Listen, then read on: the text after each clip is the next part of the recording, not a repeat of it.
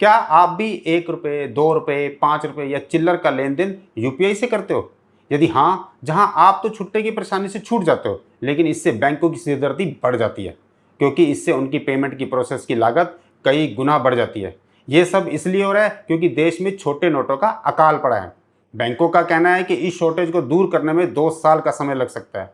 देश में छोटे नोटों की किल्लत क्यों है, कितनी है और इस समस्या का समाधान कैसे होगा, देश में सबसे ज़्यादा प्रचलित नोट कौन से हैं, जानते हैं विस्तार से। मीडिया रिपोर्टों और आरबीआई से मिली जानकारी के अनुसार देश में प्रयोग हो रहे नोटों में 2 रुपये और 5 रुपये के नोटों का हिस्सा सिर्फ 6.4% है, जबकि 10 रुपये के नोटों की हिस्सेदारी मात्र 16% है।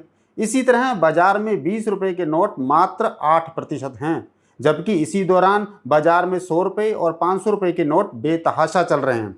इन नोटों की हिस्सेदारी बढ़ी है, जबकि 1 रुपये, 2 रुपये, 5 रुपये का प्रचलन बेहद कम हो गया है।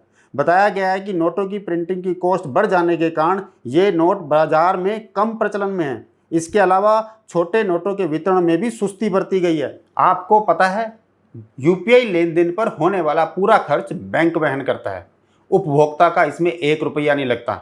यूपीआई के माध्यम से प्रत्येक ट्रांजैक्शन पर बैंक को 1 या 2 रुपये खर्च करने पड़ते हैं, जबकि एनपीसीआई का प्रत्येक ट्रांजैक्शन पर एक्सपेंस बहुत कम है।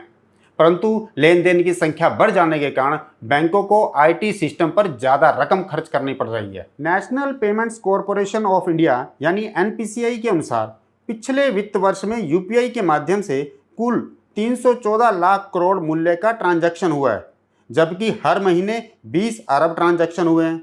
जानकारी ये भी है कि दुकानदारों और कारोबारियों को काफ़ी अधिक संख्या में 500 रुपये से कम का ट्रांजैक्शन हुआ है। यह कुल पेमेंट का 86% था, जबकि 200 रुपये से कम की ट्रांजैक्शन की हिस्सेदारी भी काफ़ी अधिक रही।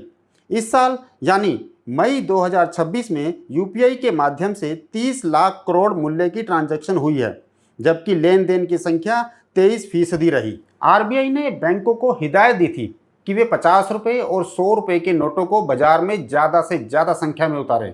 इस काम को करने के लिए बैंकों को अपने एटीएम अपग्रेड करने होंगे। इस कार्य पर ज़्यादा खर्च भी आएगा, इसलिए इस काम के लिए कई बैंक तैयार नहीं हैं। तो अभी बाजार में छोटे नोटों की किल्लत बरकरार रहेगी और निकट भविष्य में इस समस्या के समाधान की कोई संभावना नहीं है। आपको हमारी जानकारी कैसी लगी, कमेंट करके जरूर बताएं और देखते रहें दैनिक रिव्यू।